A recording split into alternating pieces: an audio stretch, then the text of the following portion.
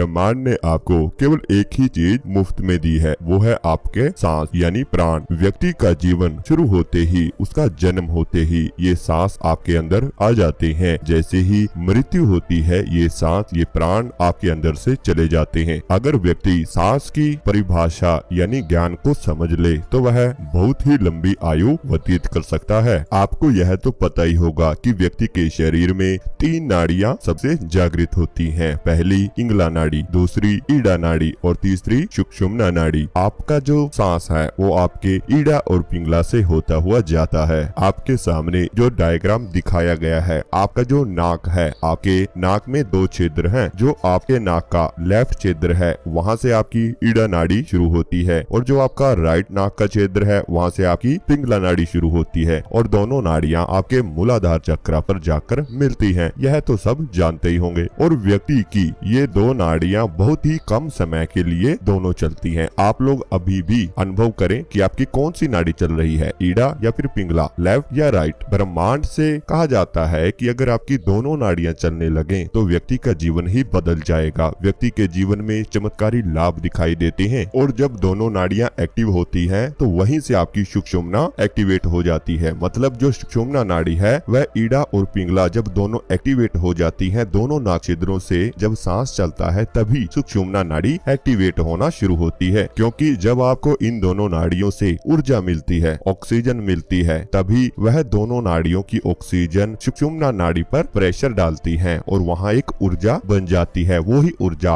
आपका शरीर उभारती है, आपके शरीर में परिवर्तन लाती है। वो ही ऊर्जा आपको बीमारियों से बचाती है जो सुषुम्ना नाड़ी से पैदा होती है। लेकिन हम लोग ब्रह्मांड से जुड़ नहीं पाते। क्यों? सबसे बड़ी वजह है कि हम लोग आमतौर पर अपनी सांस लेने की क्षमता का 15 से 20% ही इस्तेमाल करते हैं, जबकि हमें इसका इस्तेमाल 70 से 80% तक करना चाहिए। जब हम तेज तेज सांस लेते हैं तो हार्ट को भी ज्यादा काम करना पड़ता है। व्यक्ति को गहरी, लंबी और धीमी सांस लेना चाहिए। हम लोग 1 मिनट में करीब 15 से 17 बार सांस लेते हैं। जो जीव जितना कम यानी लंबी और गहरी सांस लेता है वह उतना लंबा जीवन जीता है। सही तरीके से सांस लेना दिल और फेफड़ों के लिए भी अच्छा होता है। इससे ब्लड प्रेशर भी कम रहता है। व्यक्ति के शरीर में जितने भी सेल्स हैं उन्हें ऑक्सीजन की मात्रा जितनी ज्यादा मिलेगी वह उतना ही बेहतर रूप से काम करते हैं। आपका शरीर में जितने भी अंग हैं वह सभी सांस लेते हैं, यहाँ तक कि आपका जो मस्तिष्क है वह भी सांस लेता है। जब हम सही तरीके से सांस लेते हैं तो शरीर को बेहतर ऑक्सीजन मिलती है जिससे हमारी मेमोरी अच्छी रहती है, साथ ही गुस्सा और बीमारियां कम होने लगती हैं। यहाँ तक कि इससे हमारे शरीर में एक हार्मोन निकलता है जो आपके शरीर का तनाव भी कम करता है। जो व्यक्ति अपने जीवन में खुश नहीं रहता, जिसको हमेशा नेगेटिव थिंकिंग आती है, उस व्यक्ति को रोजाना दिन में 2 बार 5 से 10 मिनट के लिए डीप ब्रीथिंग करनी चाहिए, यानी गहरी सांस लेनी चाहिए। इस दौरान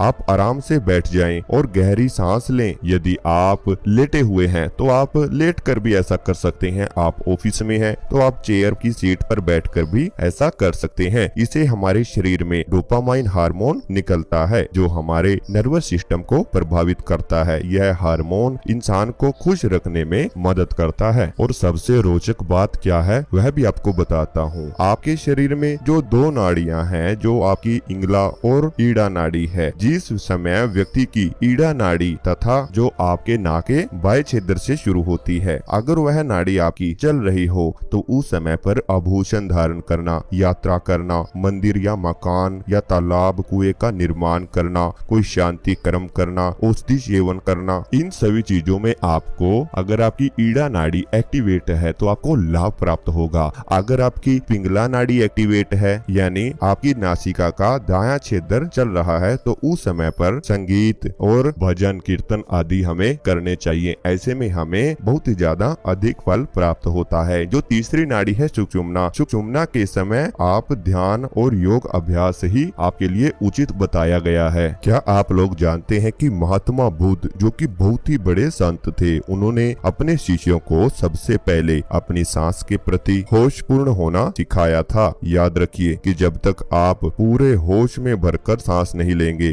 तब तक अपने भीतर कृष्णमयी ऊर्जा महसूस नहीं कर पाएंगे। चाहे संसारिक जीवन में सफलता हो या फिर अध्यात्म जीवन में, आपका सबसे पहला कदम आपकी सांस है और बोध और होश से ली गई सांस आपको हमेशा के लिए बदल सकती है। जो लोग हमेशा सुस्ती जिनके ऊपर छाई रहती है, वह एक बात सुने। गौर करने वाली बात तो यह है कि जब हम सुस्त होते हैं तो 1 मिनट में 12 बार सांस लेते हैं। वहीं दौड़ते समय या तेजी से काम करते समय तनाव में, दुख में यह सांस लेने की गति बढ़ जाती है। मैं आपको 2 मिनट की एक छोटी सी कहानी सुनाता हूँ। एक बार की बात है, एक नरेश नाम का व्यक्ति जिसकी उम्र 60 से 70 साल के बीच थी, वह रोज मंदिर जाता था। उसे मंदिर तक पहुँचने के लिए करीब 100 सीढ़ियाँ चढ़नी होती थी। नरेश को इन सीढ़ियों को चढ़ने में बहुत दिक्कत होती थी। फिर उन्होंने एक योग गुरु से सांस लेने का सही तरीका सीखा। इसका सीधा फायदा यह हुआ कि नरेश आसानी से मंदिर की सीढ़ियाँ चढ़ने लगा। इससे न सिर्फ उसकी कार्य क्षमता बढ़ी, बल्कि वह पहले से ज्यादा शांत और खुश भी रहने लग गया। अब बात आती है कि हम सही तरीके से सांस ले रहे हैं या नहीं, इसे कैसे पहचाने। इसे पहचानने का सबसे आसान तरीका यह है कि अभी इसी समय आप सांस भरें और देखें कि आपका पेट कितना अंदर जा रहा है या फिर बाहर आ रहा है। कमर सीधी करके बैठें, फिर पेट पर हाथ रखें। सांस लेने और निकालने के साथ पेट भी बाहर और अंदर जाएगा, यह आपको देखना है। अगर आप लेटकर चेक करना चाहते हैं तो पेट पर कोई किताब रख लें। किताब के ऊपर या नीचे होने से आप सांस का अंदाजा लगा सकते हैं कि आपका सांस किस गति से चला हुआ है और आपको केवल नॉर्मल सांस लेनी है। और याद रखना, अगर सांस भरते वक्त पेट बाहर आ जाए तो आप ठीक तरीके से सांस ले रहे हैं। अगर पेट अंदर जाए तो गलत। अगर पेट पर मान लीजिए कोई भी प्रभाव नहीं आ रहा, आप सांस ले भी रहे हैं और छोड़ रहे हैं, तो यह गलत है, क्योंकि सांस निकालते समय पेट अंदर और बाहर की तरफ जाना चाहिए। इसका सीधा सा फंडा है, जब हम सांस लेते हैं तो लंग्स फैलते हैं, उसी तरह जैसे कि हवा भरे जाने पर बैलून फैलता है। सांस बाहर निकालते हैं तो लंग्स सिकुड़ जाती हैं। वैसे ही जैसे हवा निकालने पर बैलून सिकुड़ जाता है, वैसे जब तक हम सांस लेने का सही तरीका मालूम न करें या फिर इस पर गौर ना करें तो ज्यादातर लोगों का पेट सांस लेते हुए अंदर ही रहता है और छोड़ते हुए बाहर। ऐसा तनाव की वजह से भी होता है। ऐसे में चेस्ट टाइट होती है और इसे लंग्स और हार्ट पर दबाव पड़ता है। एक बात को हमेशा याद रखें कि सांस आराम से ले। सांस लेते हुए आवाज नहीं आना चाहिए। सांस आराम से लेना इसलिए जरूरी है क्योंकि जोर जोर से सांस लेने से फ्रिक्शन यानी घिसाव होता है और फालतू की एनर्जी खर्च होती है, नष्ट होती है। सांस धीमी रफ्तार से लें, जल्दबाजी न करें। सांस लेते हुए ध्यान दें कि सांस लेते वक्त पेट बाहर आए और आपका चेस्ट पूरा खुले। सांस लेने की अवधि लंबी हो। कोशिश यह करें कि जितनी देर में आप सांस अंदर ले रहे हैं उसे करीब 1.5 गुना टाइम में सांस को बाहर निकालें और फिर महसूस करें क्या आपको यह क्रिया करने पर भी क्या थकावट महसूस हो रही है। अगर आपको थकावट महसूस होती है तो आपका शरीर बीमारियों से घिरा हुआ है। आप पूरा सांस नहीं लेते हैं, इसी की वजह से आपको तनाव है। और जब आपकी सांस लेने की प्रतिक्रिया सही होगी